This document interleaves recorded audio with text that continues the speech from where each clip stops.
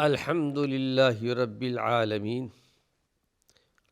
والعاقبۃ للمتقین والصلاة والسلام علی سید المرسلین۔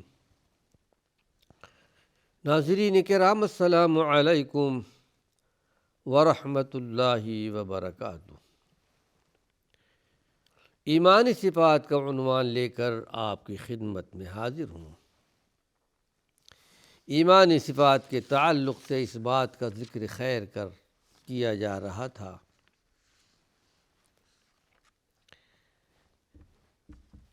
کہ علاج بالقرآن، قرآن سے علاج، قرآن کی تلاوت، قرآن پر عمل کرنا مرد مومن کے لیے راحت ہے، سبب ہے، اور یہ راحت ہے حقیقت میں ایمانی اور روحانی شفا بھی ہے اور جسمانی شفا بھی ہے۔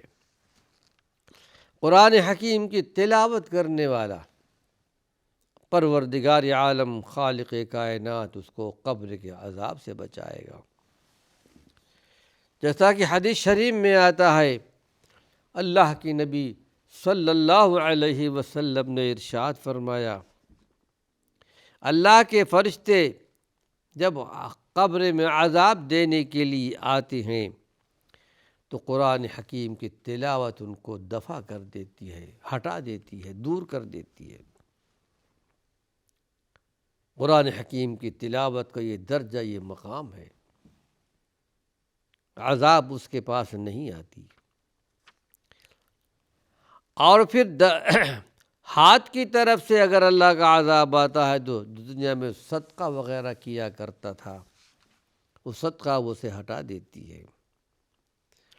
پیروں کی طرف سے اللہ کا عذاب آتا ہے تو مسجد کی طرف چل کر جو نماز کے لیے جایا کرتا تھا وہ اس کو ہٹا دے گی۔ یہاں تین قسم کے عبادات کا ذکر آتا ہے۔ ایک تو قرآن حکیم کی تلاوت ہے، قرآن حکیم کی تلاوت کرے گا انشاءاللہ اللہ کے عذاب سے بچ جائے گا، قبر میں اس کو اللہ کے حکم سے عذاب نہیں دیا جائے گا۔ اسی طرح جو آدمی صدقہ کرتا ہے، اللہ کے راستے میں دیتا ہے، بہت بڑا درجہ، بہت بڑا مقام ہے۔ حدیث شریف میں آتا ہے کہ صدقہ اللہ کے غضب کو بجھا دیتا ہے، اللہ کے غضب کو، اللہ کے غصے کو مٹا دیتا ہے۔ اگر کسی بندے پر اللہ غضبناک ہوتا ہے، صدقہ کرتا ہے تو اللہ رب العالمین خوش ہو جاتا ہے۔ تو صدقے کی بڑی اہمیت ہے، کسی موقع پر انشاءاللہ بیان کیا جائے گا۔ اسی طرح مسجد کی طرف چل کر جانا نمازوں کے لیے، جب کہ طاقت ہو اور جا سکتا ہے، اس کا بھی بہت بڑا درجہ، بہت بڑا مقام ہے۔ مسجد کی طرف چل کر کے جانا، یہ بھی قبر میں اللہ رب العالمین اس کو عذاب سے بچا لے گا۔ بندے مومن جب چلتا ہے مسجد کی طرف نماز پڑھنے کے لیے، حدیث شریف میں آتا ہے ایک قدم رکھتا ہے تو ایک نیکی ملتی ہے، دوسرا قدم رکھتا ہے تو اس کو، اس کے درجے بلند ہوتے ہیں، اس کی برائی مٹائی جاتی ہے۔ ایک ایک قدم پر اس کو نیکیاں ملتی ہیں، ایک ایک قدم پر اس کی برائیاں مٹائی جاتی ہیں۔ یہ کتنا بڑا درجہ اور کتنا بڑا مقام ہے مرد مومن کے لیے۔ آئیے، قرآن حکیم ایمان والوں کے لیے شفا بھی ہے، روحانی شفا بھی ہے، ایمانی شفا بھی ہے، اخلاقی شفا بھی ہے اور جسمانی شفا بھی ہے، چونکہ یہ اللہ کا کلام ہے، کلام الہی ہے۔ قرآن حکیم سیکھنے کی بڑی فضیلت ہے۔ جب اللہ کا کلام ہے، پہلی آیت اللہ نے نازل فرمائی تھی غار حرا کے اندر، جبکہ جبریل امین اللہ رب العالمین کی طرف سے قرآن حکیم کی آیت سورہ علق کی لے کر آئے، اقرأ بسم ربک الذی خلق، خلق الانسان من علق، آپ کے قلب اطہر پر اتارا، کیا اقرا پڑھیے۔ سب سے پہلے پڑھنے کا حکم اتارا گیا، علم سیکھنے کا، قرآن پڑھنے کا۔ قرآن پڑھنے کی فضیلت کیا ہے، کیا درج سیکھنے کی فضیلت کیا ہے۔ قرآن حکیم کا علم سیکھنے والا دوسرے تمام علوم سیکھنے والوں سے زیادہ افضل ہے۔ اس دنیا کے اندر جتنے بھی علوم ہیں، انگریزی ہو، عربی زبان ہو، فارسی زبان ہو یا کوئی بھی زبان ہو، ہر زبان اللہ کی طرف سے ہے، لیکن تمام زبانوں میں سب سے زیادہ قرآن کا علم سیکھنے والا اونچا مقام رکھتا ہے اور سب سے زیادہ افضل ہے۔ اس سلسلے میں کچھ احادیث آپ کے سامنے پیش کروں گا، اس لیے کہ بندہ مومن کو اللہ رب العالمین کی طرف سے یہ نعمت ملتی ہے کہ اسے پروردگار عالم روحانی شفا بھی دیتا ہے، جسمانی شفا بھی دیتا ہے، ایمانی شفا بھی دیتا ہے، اس کے ایمان بڑھتا بھی ہے۔ روایت ہے بخاری شریف کی، اور روایت کرنے والے حضرت عثمان بن عفان رضی اللہ عنہ، اللہ کے پیارے پیغمبر کے مشہور صحابی رسول، جن کو ذو النورین کا خطاب دیا گیا، یعنی اللہ کے پیارے پیغمبر محمد صلی اللہ علیہ وسلم کی دو بیٹیاں یکے بعد دیگرے آپ کے نکاح میں آئیں، اور دونوں بیٹیوں کا نکاح اللہ کے رسول صلی اللہ علیہ وسلم کے زندگی میں ان کا انتقال ہو چکا تھا۔ پھر عثمان غنی کو اللہ نے وہ درجہ، وہ مقام دیا تھا ایمان میں، اسلام میں، تقوی طہارت میں۔ آپ نے ارشاد فرمایا، اور میرے پاس بیٹیاں ہوتی تو ان کو بھی عثمان غنی کے نکاح میں دیتا۔ یہ روایت کرنے عثمان غنی ہے، روایت کرتے ہیں اللہ کے رسول صلی اللہ علیہ وسلم سے، خیرکم، بڑی معروف حدیث ہے، خیرکم من تعلم القرآن وعلمہ، رواہ البخاری۔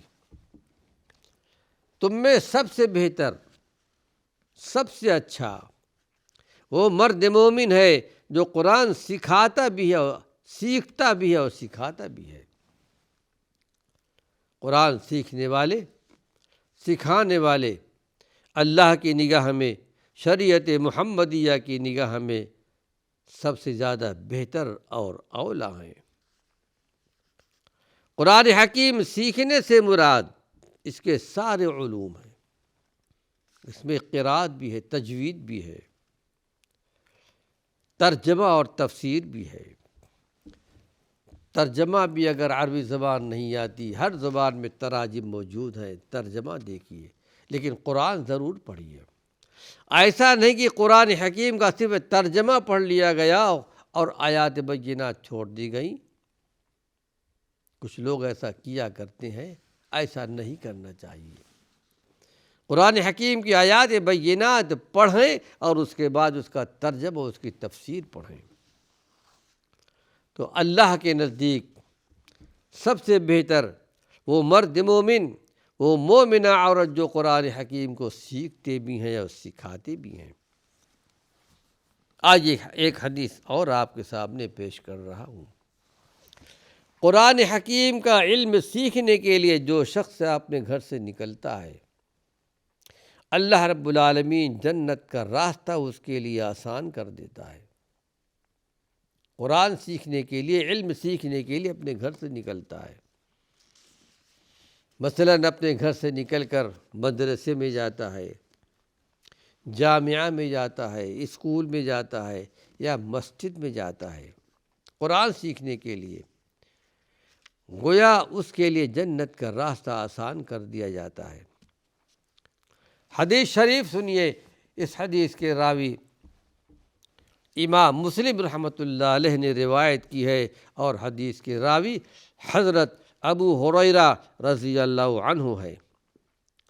کہتے ہیں قال قال رسول اللہ صلی اللہ علیہ وسلم من سلک طریقا یلتمس فیہ علما سہل اللہ لہ بہ طریقا الی الجنہ۔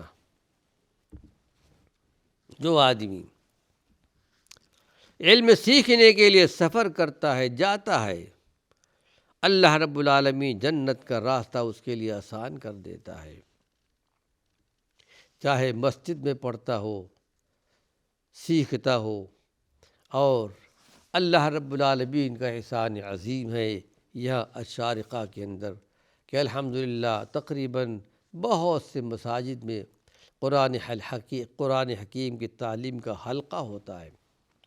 کسی مسجد میں 4 حلقے ہیں، کسی میں 3 حلقے ہیں، کسی میں 2 حلقے ہیں، کہیں 1 حلقے ہے۔ اللہ رب العالمین جزائے خیر عطا فرمائے حاکم الشارقہ محمد بن سلطان القاسمی حفظہ اللہ کو کہ یہ انہوں نے بہرحال جاری کیا ہے۔ اللہ رب العالمین جتنے بھی اس میں شریک ہیں ہر ایک کو اجر عظیم عطا فرمائے۔ تو اللہ کے پیارے پیغمبر محمد صلی اللہ علیہ وسلم نے ارشاد فرمایا من سلک طریقا یلتمس بہ علما، جو علم سیکھنے کے لیے چلتا ہے، مسجد میں جا رہا ہو، مدرسے میں جا رہا ہو، یا کہیں بھی علم سیکھنے کے لیے، پروردگار عالم اس کے لیے جنت کے راستے کو آسان کر دیتا ہے۔ قرآن حکیم سیکھنے والوں کو اللہ رب العالمین 4 نعمتوں سے نوازتا ہے۔ ایک تو یہ کہ ان پر سکینت نازل ہوتی ہے، جیسا کہ قرآن حکیم میں اللہ رب العالمین فرماتا ہے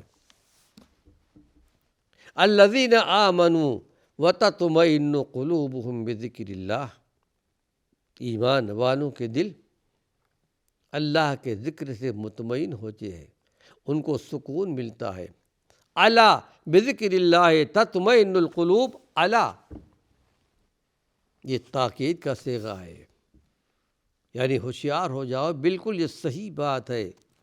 بذکر اللہ تطمئن القلوب، اللہ کے ذکر سے دل مطمئن ہوتی ہے، اور تلاوت القرآن افضل ذکر ہے، اور ان پر اللہ رب العالمین کی رحمتیں سایہ فگن ہوتی ہیں، فرشتے احتراماً ان کے لیے کھڑے ہو جاتے ہیں، اور پروردگار عالم فخریہ ان کا بیان فرشتوں کے سامنے کرتا ہے۔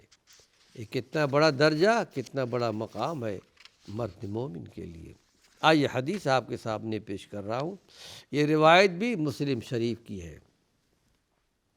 روایت کرنے والے حضرت ابو ہریرہ ہیں، کہتے ہیں قال رسول اللہ صلی اللہ علیہ وسلم، اللہ کے رسول صلی اللہ علیہ وسلم نے ارشاد فرمایا مجتمع قوم فی بیت من بیوت اللہ یتلون کتاب اللہ ویتدارسونہ بینہم الا نزلت علیہم السکینہ وغشیتہم الرحمہ وحفتہم الملائکہ وذکر اللہ فی من عندہ ومن بطأ فیہ عملہ لم یسرع بہ نسبہ۔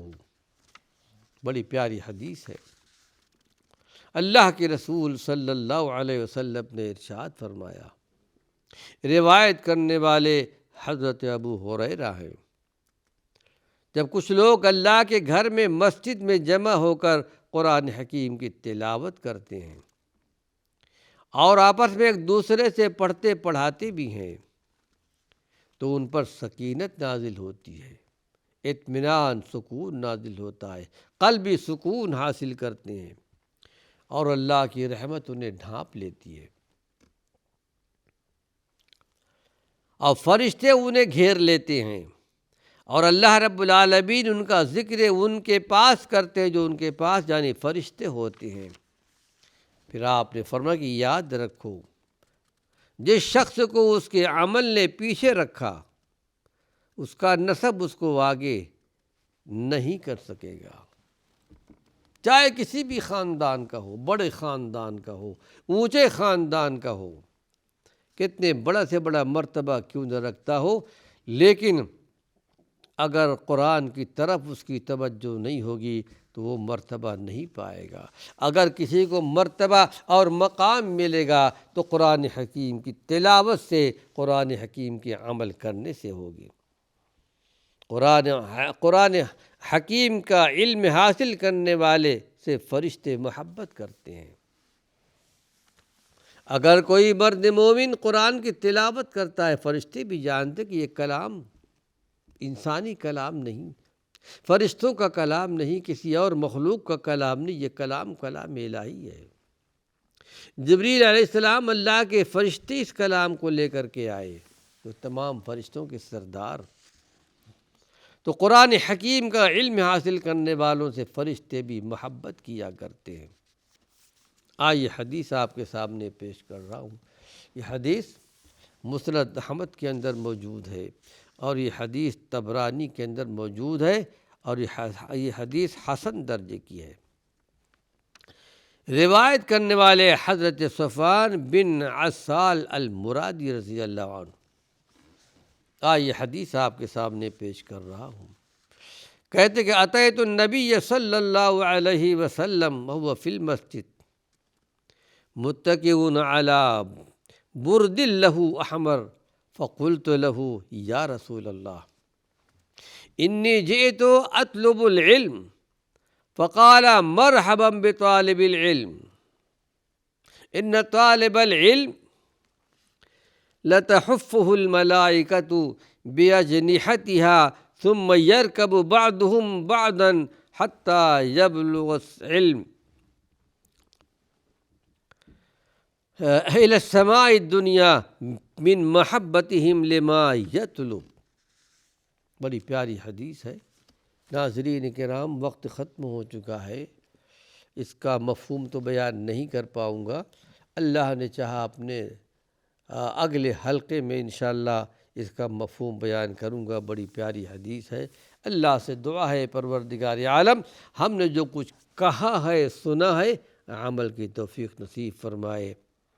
وآخر دعوانا ان الحمد للہ رب العالمین۔